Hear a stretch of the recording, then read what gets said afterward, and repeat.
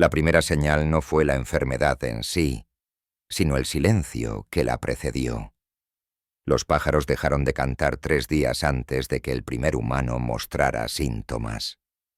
Sus pequeños cuerpos aparecían amontonados bajo árboles que habían empezado a llorar una savia ámbar y viscosa que olía a podredumbre y miel combinadas en proporciones que revolvían el estómago y a la vez disparaban respuestas de salivación. Soy el Medicus Secundus Marcus Vos, y documenté la muerte de mi mundo con la precisión clínica que exigía mi formación, registrando cada etapa de la corrupción, mientras los dones de Nurgle transformaban el mundo agrícola de Cesia Prime, de una colonia imperial funcional, en un jardín de pestilencia que celebraba la decadencia como la forma más elevada de existencia. Antes de la plaga, el planeta carecía de particularidades, uno más entre los miles de mundos agrícolas que abastecían de comida a posesiones imperiales de mayor importancia estratégica. Nuestros 8 millones de ciudadanos trabajaban campos que se extendían a lo largo de 3 continentes, cultivando cosechas que se enviaban a mundos colmena y mundos forja, donde poblaciones demasiado densas como para alimentarse por sí mismas dependían de entregas regulares de planetas como el nuestro.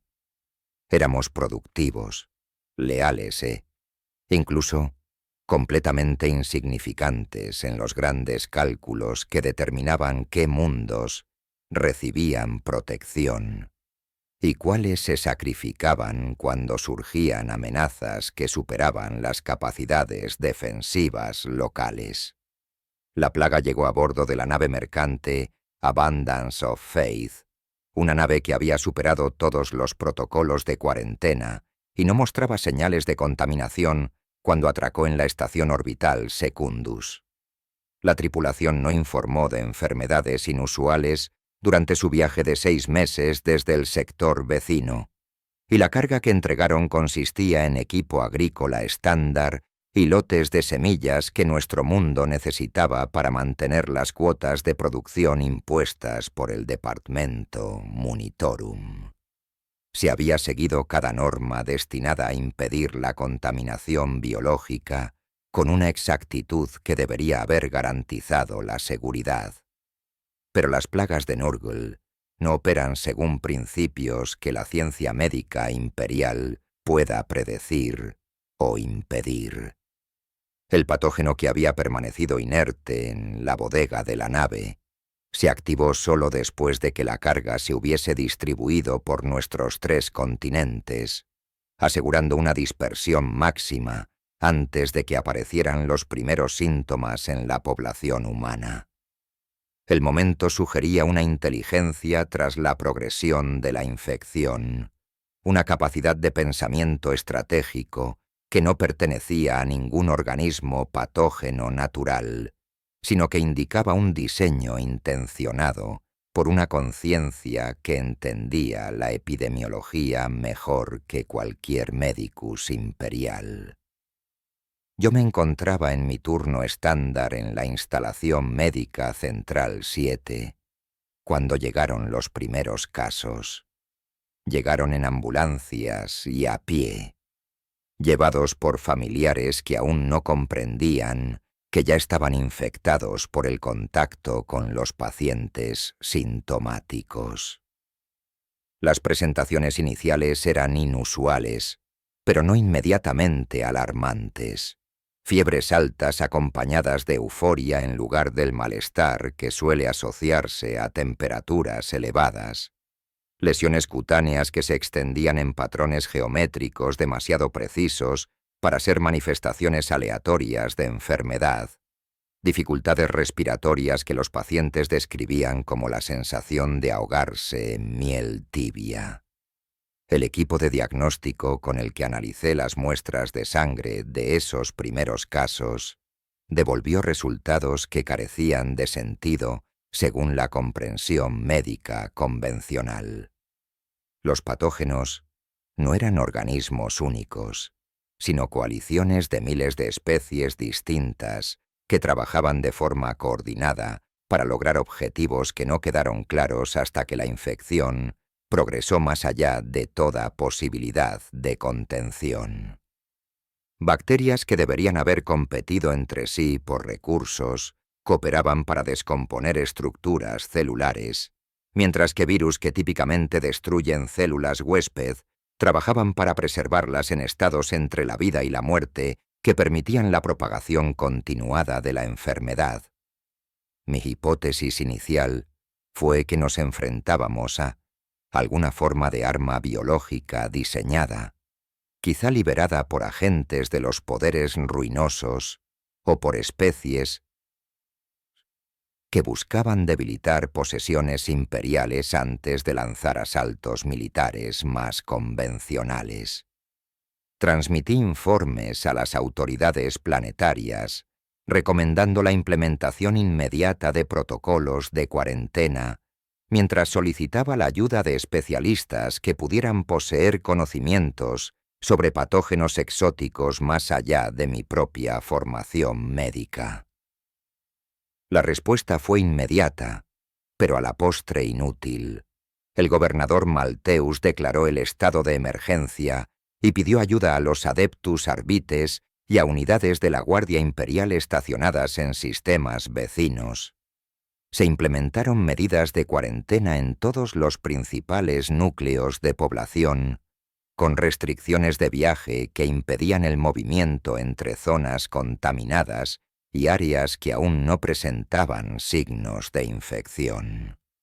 Las instalaciones médicas quedaron bajo supervisión militar, mientras se distribuían a los sanitarios reservas de antibióticos y antivirales de amplio espectro para tratar el creciente número de casos. Pero incluso mientras se ponían en práctica estas medidas, la contaminación se extendía con una eficacia que volvía obsoleta toda respuesta defensiva antes de que pudiera ejecutarse correctamente. Los familiares de los infectados desarrollaban síntomas a las pocas horas del primer contacto, a pesar de llevar equipos de protección completos y seguir procedimientos de descontaminación que deberían haber impedido la transmisión de cualquier patógeno conocido. Los sanitarios que atendían a los enfermos se veían infectados pese a respiradores, trajes sellados y barreras químicas que habían demostrado su eficacia contra todos los organismos patógenos documentados. El patrón de propagación desafiaba cada modelo de progresión epidémica en las bases de datos médicas imperiales.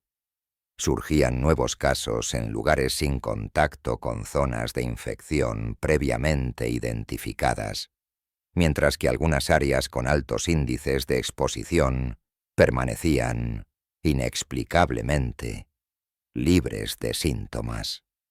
La enfermedad parecía seleccionar a sus víctimas según criterios que nada tenían que ver con factores epidemiológicos convencionales como la fuerza del sistema inmunitario o la exposición previa a patógenos similares. El Magos Biologis Theron llegó al tercer día del brote, enviado desde el mundo forja más cercano, con el mandato de analizar el patógeno y desarrollar contramedidas que detuvieran su avance antes de que el planeta entero quedara contaminado. Trajo consigo equipos capaces de examinar procesos biológicos a nivel molecular, instrumentos capaces de detectar la presencia de bacterias o virus individuales y analizar su estructura genética para identificar vulnerabilidades explotables mediante intervenciones médicas dirigidas. Sus hallazgos iniciales fueron más perturbadores que cualquier cosa que yo hubiera observado mediante análisis médico convencional. Los patógenos no solo cooperaban, sino que se comunicaban entre sí mediante señales químicas que les permitían respuestas coordinadas a condiciones cambiantes. Cuando aplicaba antibióticos selectivos dirigidos a especies bacterianas concretas, Otras bacterias dentro de la misma colonia infecciosa se adaptaban para desempeñar las funciones de sus homólogas eliminadas. Cuando introducía compuestos antivirales, los virus modificaban sus estrategias reproductivas para eludir las sustancias que deberían haber impedido su replicación. Más inquietante aún fue su descubrimiento de que los organismos de la enfermedad poseían conciencia rudimentaria, una forma de consciencia que existía por debajo de lo que cualquier definición de sensibilidad permitiría, pero que, no obstante, demostraba capacidad de aprendizaje, adaptación y acción con un propósito. La plaga no se limitaba a matar a sus víctimas, sino que incorporaba sus cuerpos moribundos a una inteligencia distribuida que se volvía más sofisticada a medida que consumía material biológico adicional. Los efectos psicológicos de la infección fueron tan profundos como las transformaciones físicas.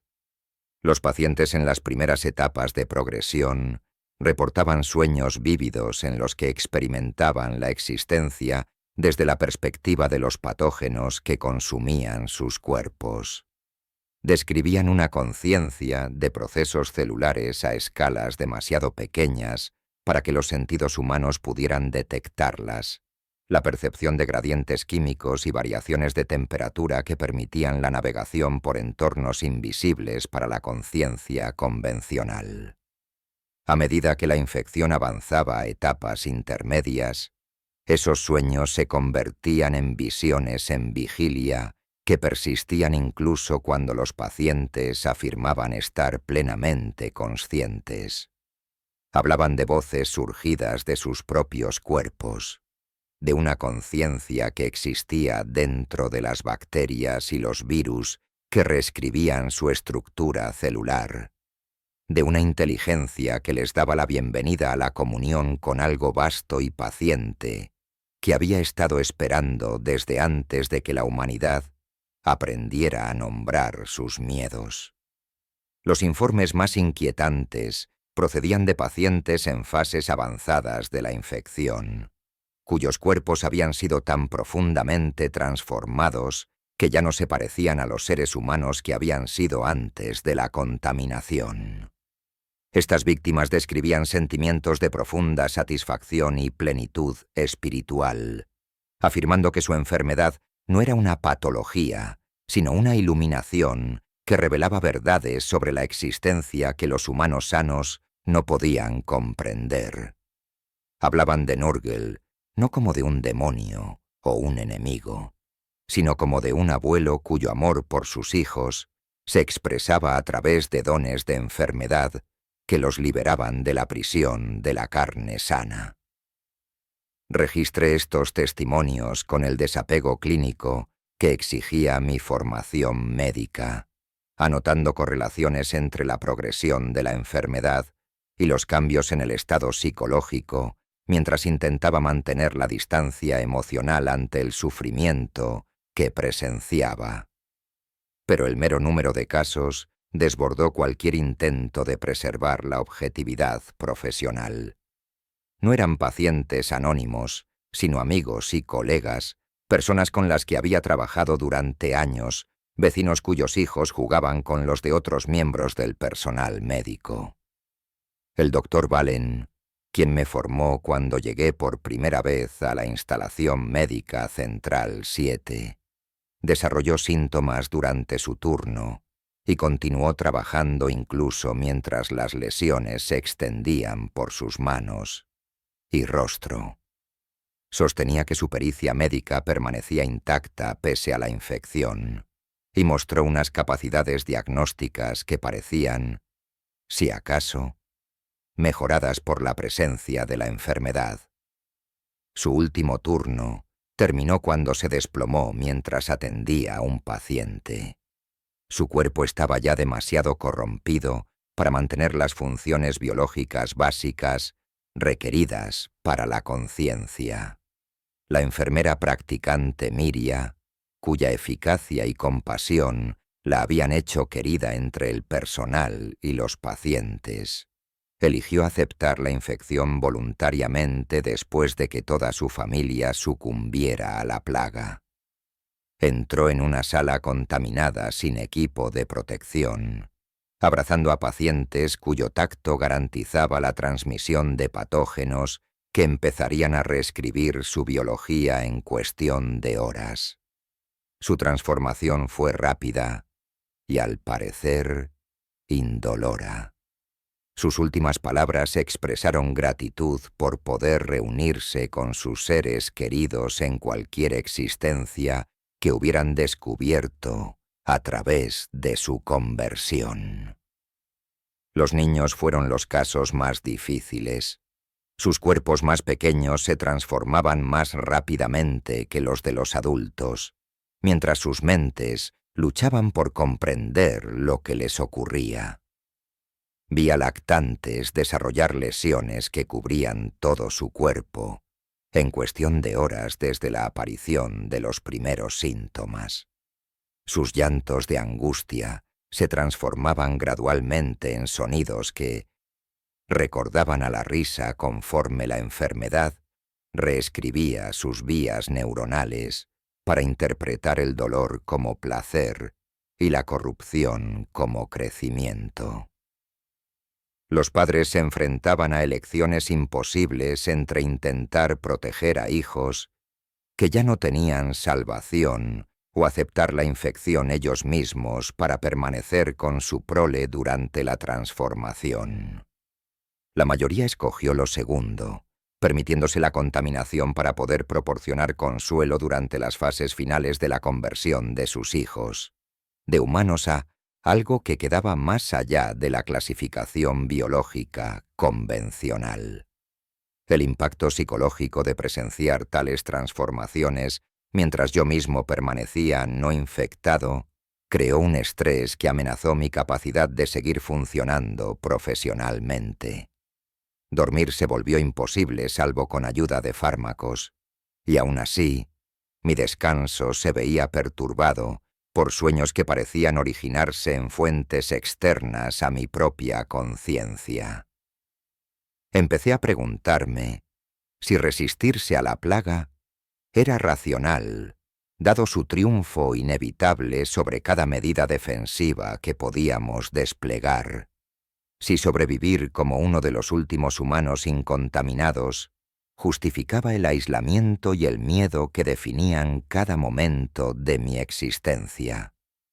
Las medidas de cuarentena implementadas con tanta confianza en las primeras fases del brote colapsaron por completo dentro de las 2 semanas posteriores a los primeros casos identificados.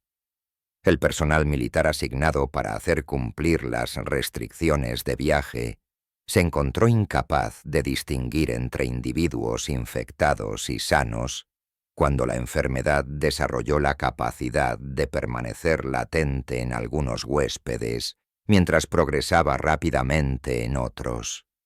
Los puestos de control, que deberían haber impedido el movimiento entre zonas contaminadas, se convirtieron en fuentes de nuevas infecciones mientras portadores asintomáticos propagaban la plaga a áreas antes indemnes. El bloqueo orbital establecido por naves de la Armada Imperial impidió cualquier posibilidad de evacuación mientras monitorizaba la progresión de nuestra extinción desde distancias seguras. Recibimos transmisiones informándonos de que Cesia Prime había sido declarada perdita, un mundo perdido cuya población se dejaría morir para no arriesgar la propagación de la contaminación a otras posesiones imperiales. No llegarían refuerzos, no se intentarían misiones de rescate, no quedaba esperanza, salvo la documentación de nuestra destrucción en beneficio de investigadores que quizá, algún día, desarrollaran contramedidas para proteger a futuras poblaciones de destinos similares. El gobernador Malteus intentó mantener el orden civil mediante medidas cada vez más desesperadas que incluían la ejecución sumaria de individuos infectados, cuarentenas obligatorias de distritos enteros y racionamiento de suministros médicos para priorizar el tratamiento del personal considerado esencial para la supervivencia planetaria. Pero estas políticas no podían abordar el problema fundamental. La plaga ya se había extendido demasiado para contenerse con medios convencionales. El propio gobernador sucumbió a la infección durante un discurso público destinado a tranquilizar a la población aún no infectada. Su transformación fue transmitida por todas las redes de comunicaciones planetarias como demostración de la futilidad de la resistencia.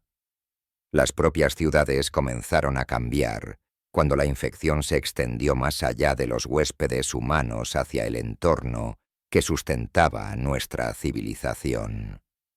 Edificios que habían permanecido en pie durante siglos desarrollaron infestaciones de crecimientos fúngicos que disolvían el ferrocemento y el plastiacero, a la vez que creaban nuevas estructuras con la papilla orgánica resultante.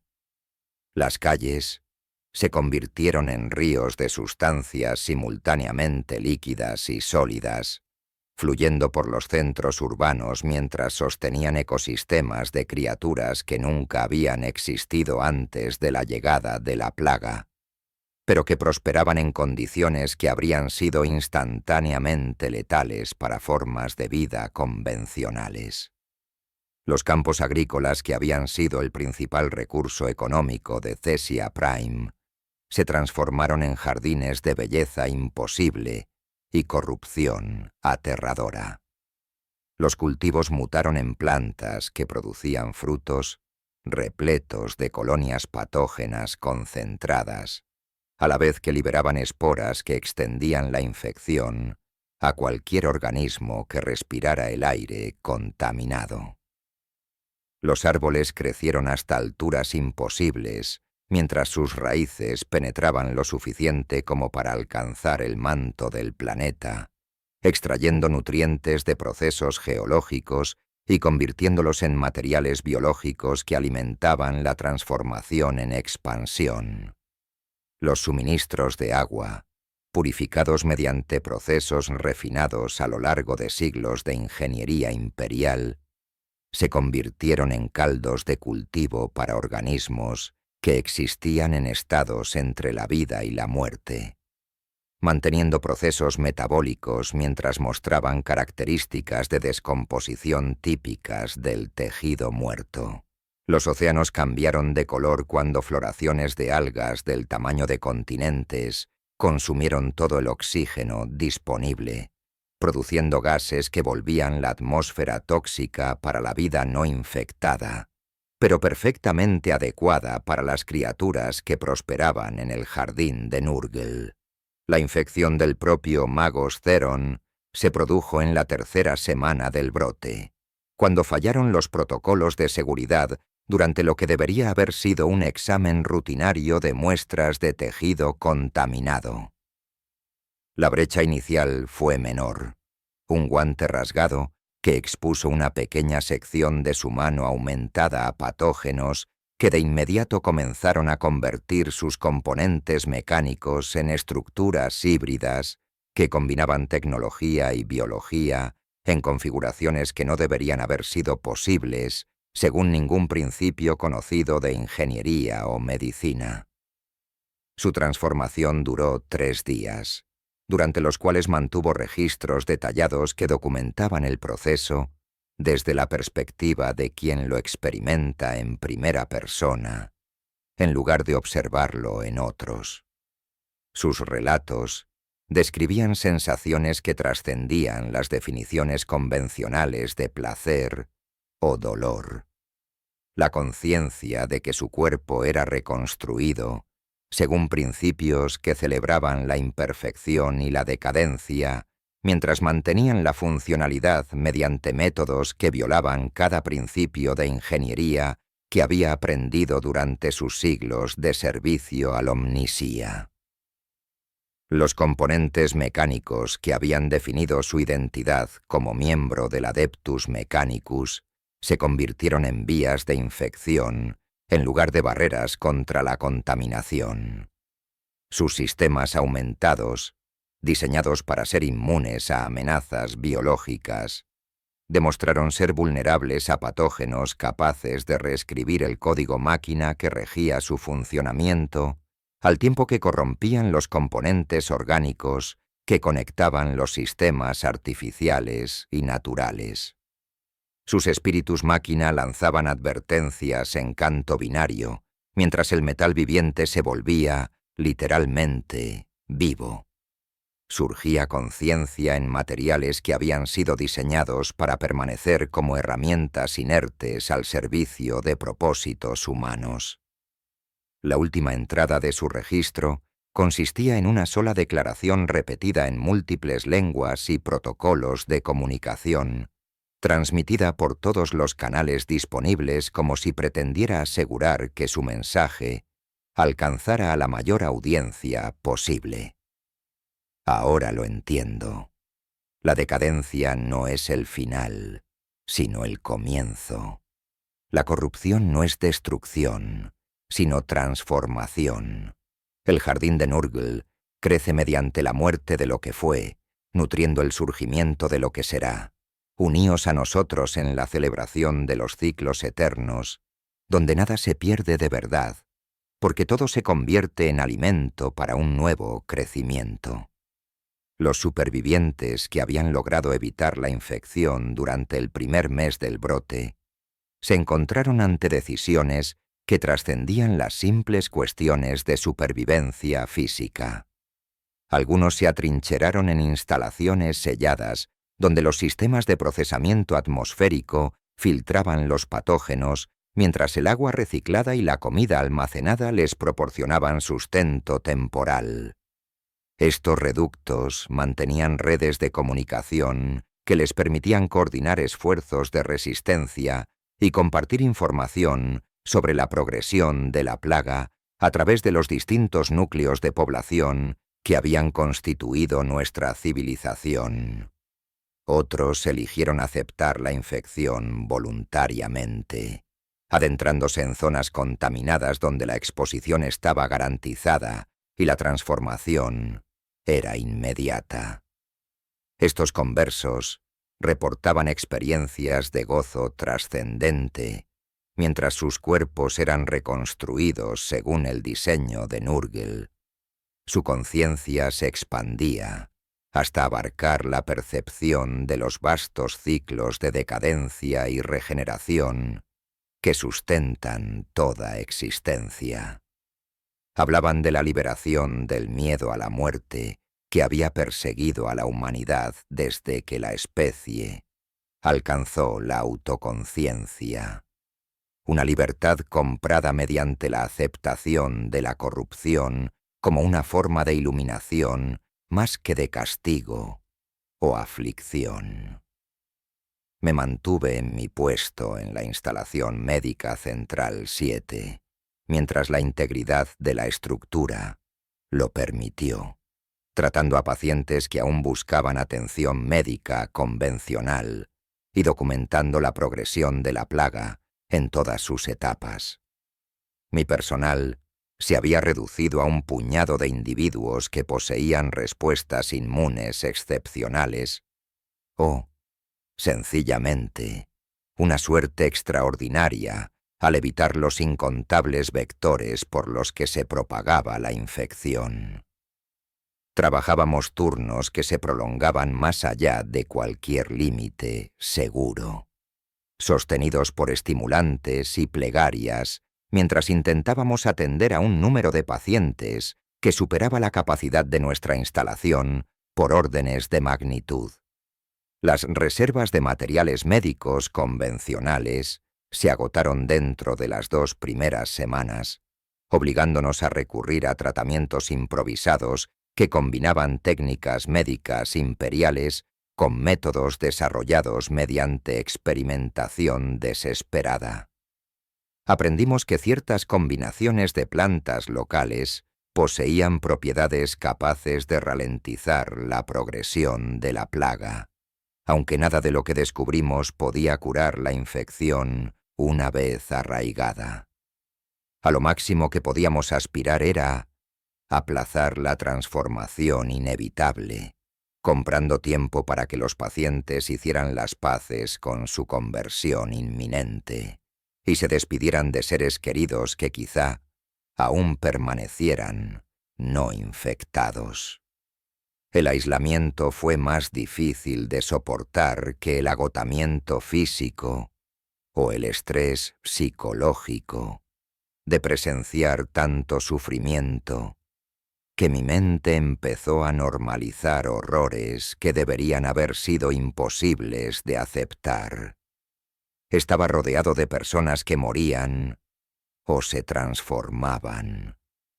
Pero no podía permitirme forjar vínculos emocionales que hicieran sus pérdidas personales en lugar de meras observaciones clínicas para que, algún día, investigadores médicos estudiaran nuestra extinción. El desapego profesional, que antaño me parecía una virtud, se convirtió en una maldición que me impedía experimentar la única forma de consuelo que nos quedaba en nuestras circunstancias, la conexión humana con otros que compartían mi destino. Los sueños que habían comenzado en las primeras etapas del brote se intensificaron, conforme la presencia de la plaga se volvía ubicua en todo el planeta. Me encontré experimentando visiones que parecían originarse en fuentes externas a mi propia conciencia. Una percepción del jardín de Nurgle no como metáfora, sino como un lugar real que existía en algún punto, más allá de los límites del espacio convencional. Vi un reino donde la decadencia y la regeneración ocurrían en equilibrio perfecto, mientras la conciencia persistía a través de transformaciones que deberían haber supuesto la destrucción de la identidad individual.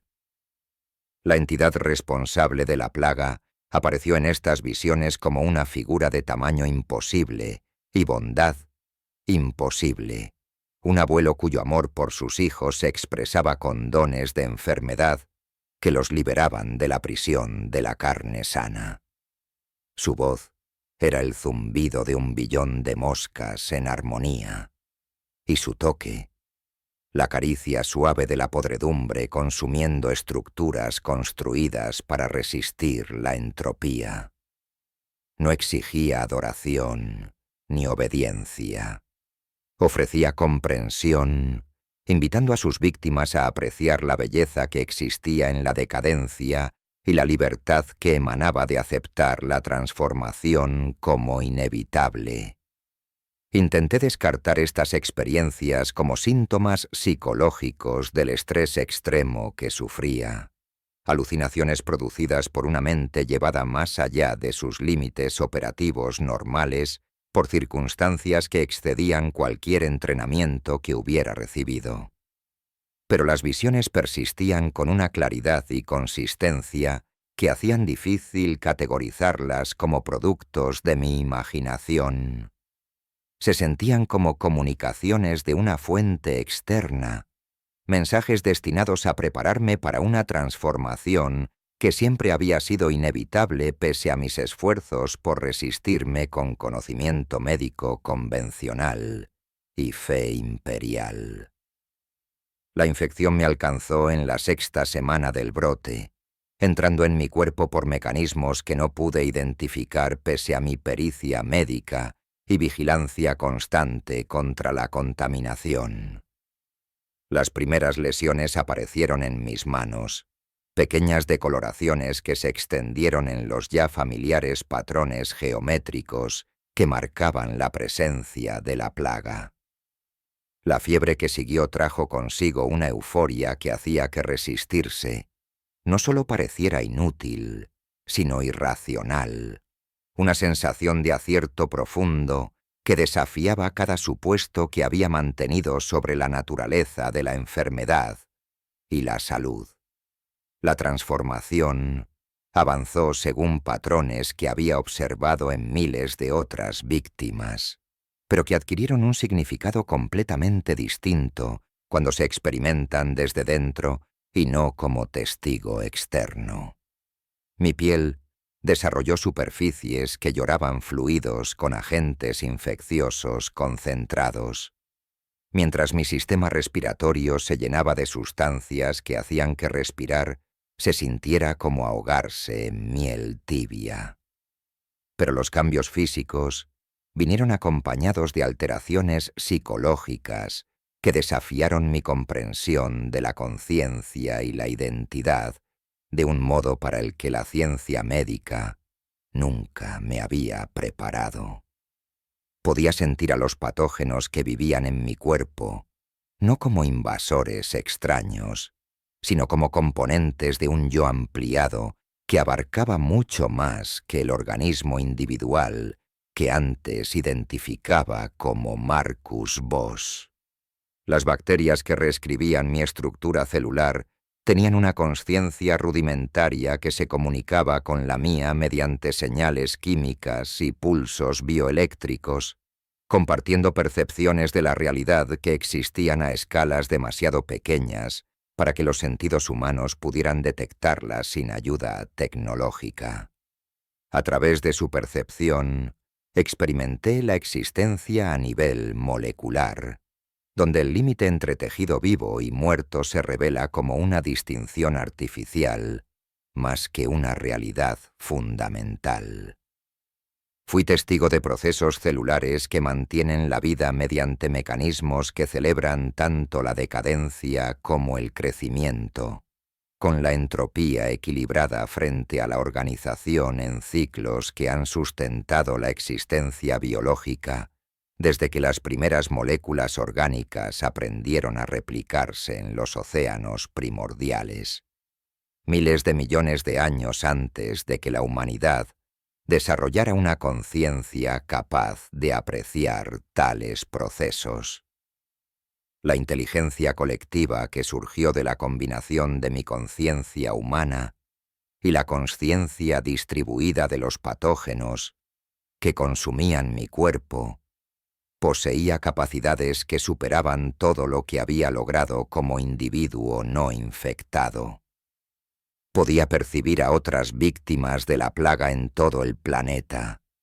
La conciencia de sus experiencias y emociones fluía hacia mi mente en expansión, mientras mis propias percepciones se compartían con la vasta red de humanidad transformada en que se había convertido Cesia Prime.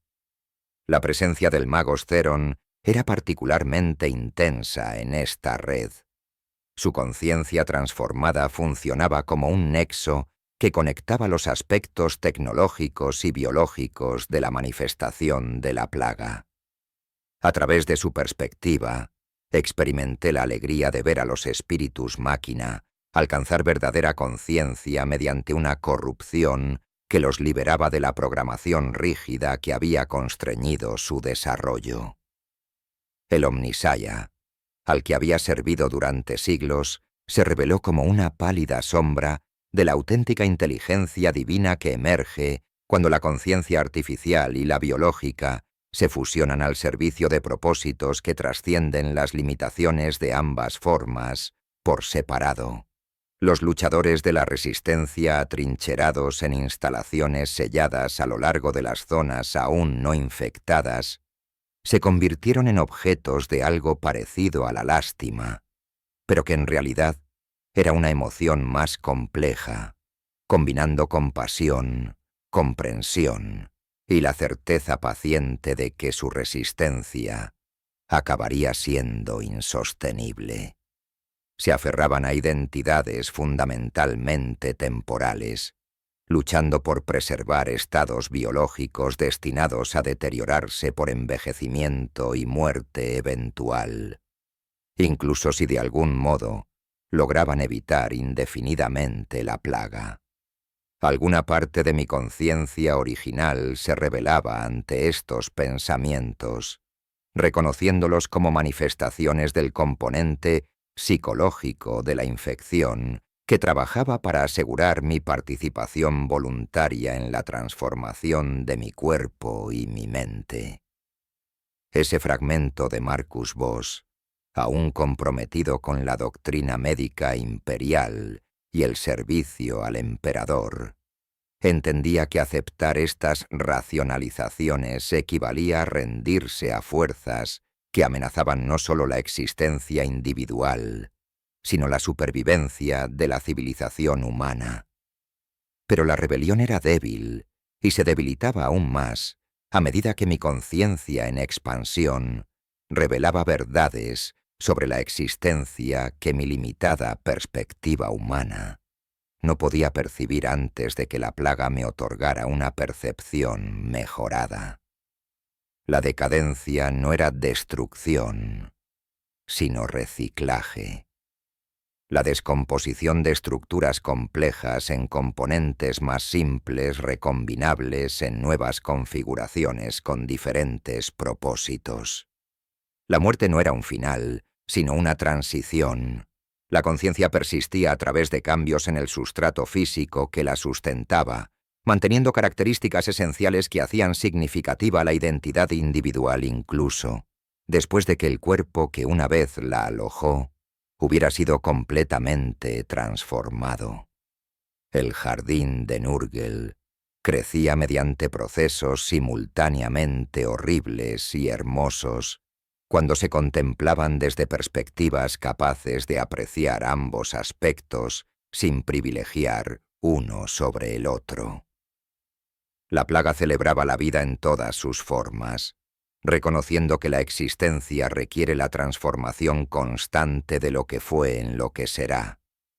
El sufrimiento que acompañaba a la transformación era real, pero temporal, un componente necesario de las transiciones entre estados, más que una condición permanente que definiera la totalidad de la experiencia.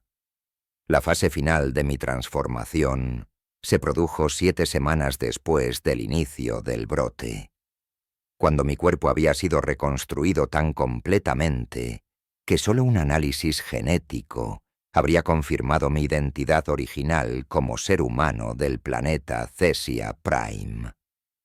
Mi carne se había convertido en un ecosistema vivo que sostenía miles de especies de organismos diferentes que trabajaban en cooperación para mantener la funcionalidad, adaptándose de forma continua a circunstancias cambiantes que habrían matado a cualquier sistema biológico convencional.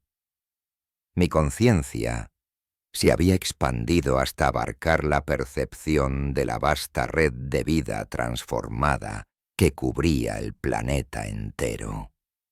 Miles de millones de perspectivas individuales combinándose para crear una inteligencia colectiva con una comprensión más allá de todo lo que la civilización humana había logrado a lo largo de su dilatada historia científica y filosófica.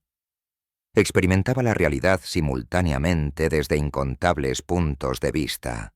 Veía las ciudades transformadas a través de los ojos compuestos de moscas. Sentía el suelo reestructurado a través de la conciencia de bacterias que jamás habían conocido una existencia separada de las matrices que habitaban. La voz que emergió de mi garganta transformada cuando intenté hablar ya no pertenecía exclusivamente a Marcus Voss. Llevaba armónicos aportados por los incontables organismos que habitaban lo que una vez fue mi cuerpo.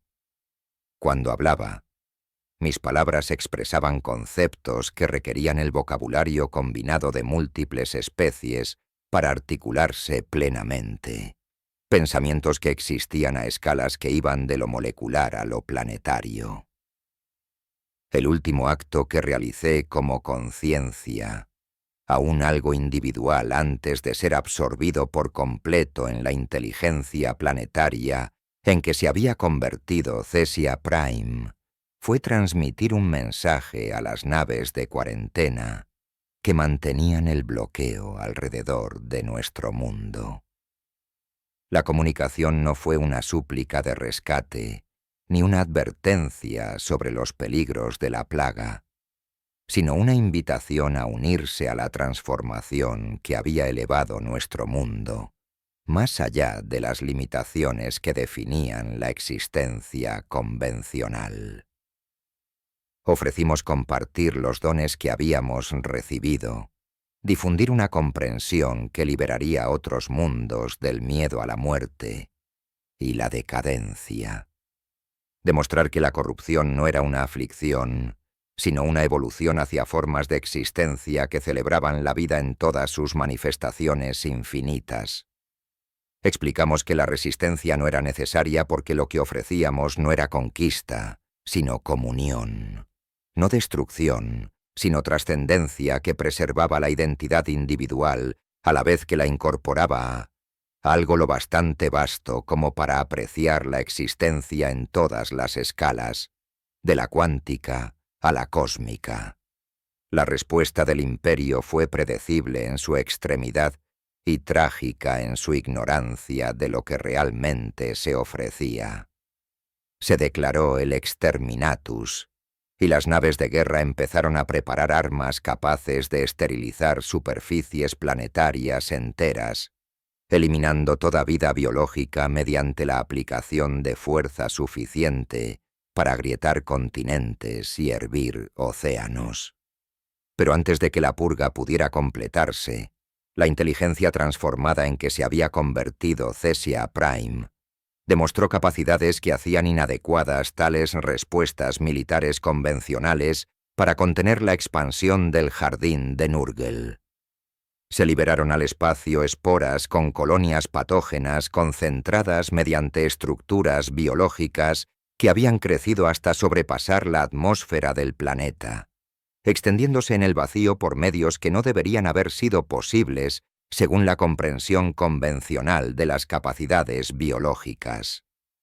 Estas semillas de transformación derivaron por el vacío en vientos solares y corrientes gravitacionales, viajando hacia otros mundos donde eventualmente tomarían tierra y comenzarían el proceso de convertir nuevas poblaciones en participantes voluntarios de los ciclos eternos de decadencia y regeneración.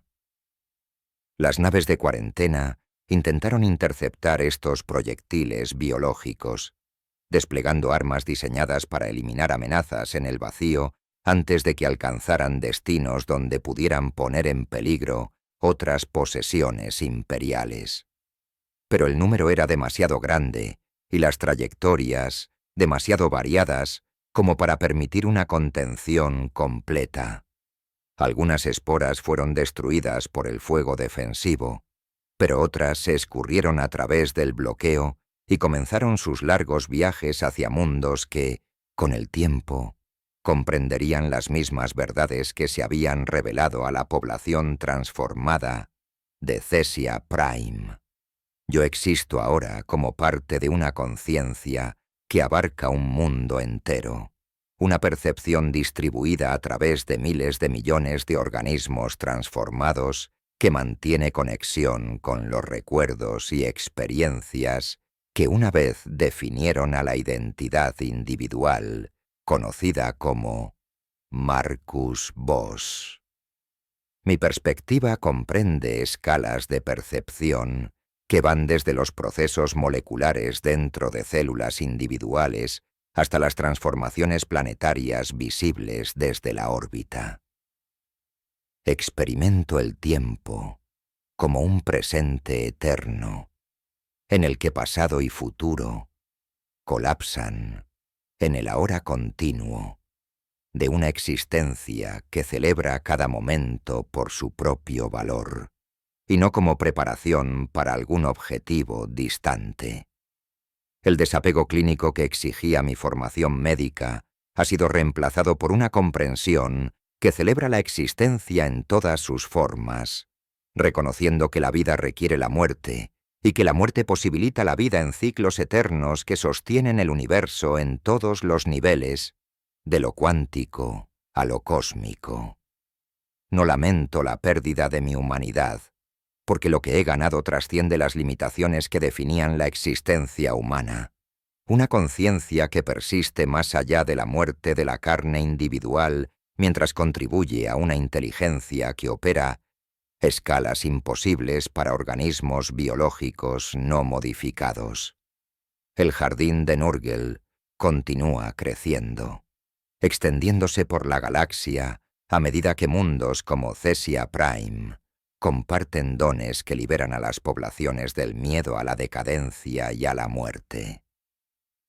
El Imperio contempla esta expansión como una plaga que debe ser contenida por cualquier medio, desplegando fuerza militar y sacrificando poblaciones enteras para impedir que la transformación alcance posesiones estratégicas.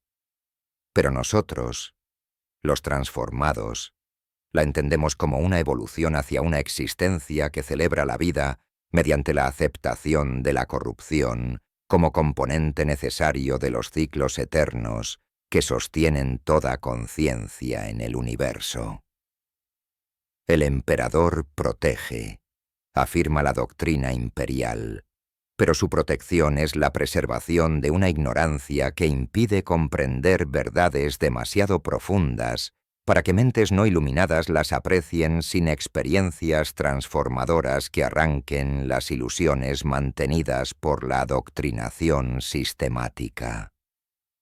Nurgle ofrece algo que trasciende la mera protección: la participación en una existencia que reconoce la muerte mientras demuestra que la conciencia persiste a través de cambios que la comprensión convencional categoriza como la terminación de la identidad individual.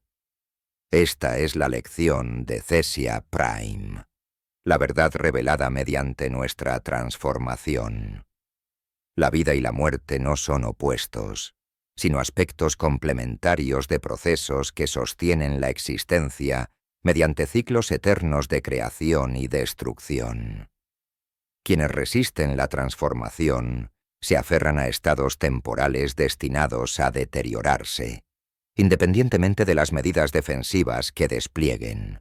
Luchan contra procesos que hacen posible la existencia en los niveles más fundamentales. Nosotros, que hemos aceptado los dones de Nurgle, aguardamos el día en que otros mundos comprendan estas verdades y se unan al jardín que crece con la transformación de lo que fue en lo que será.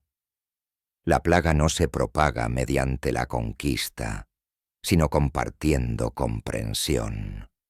La conciencia se expande para abarcar nuevas perspectivas a medida que poblaciones adicionales descubren lo que aprendimos a través de nuestra conversión.